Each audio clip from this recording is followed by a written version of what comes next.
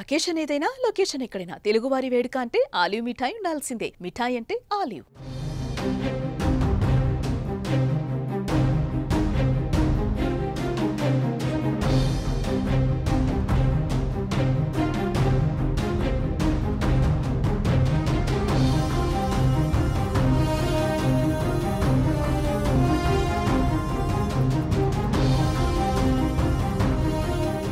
తెలంగాణలో ఆగస్టులోపు స్థానిక ఎన్నికల ప్రక్రియ పూర్తి చేసేందుకు రాష్ట్ర ప్రభుత్వం సిద్ధమైంది.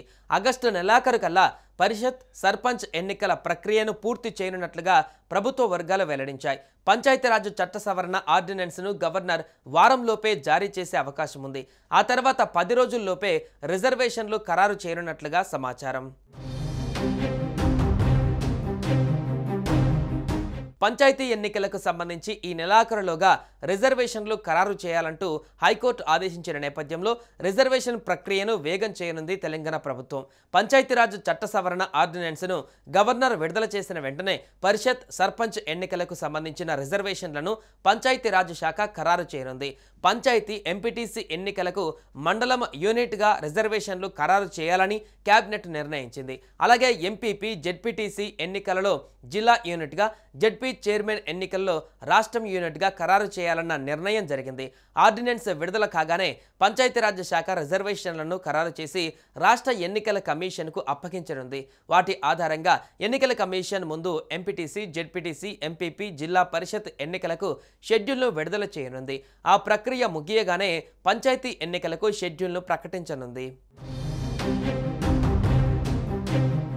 ఇక బీసీలకు 42% రిజర్వేషన్లతోనే స్థానిక సంస్థలకు వెళ్తామని మంత్రి పొంగులేటి శ్రీనివాసరెడ్డి స్పష్టం చేశారు.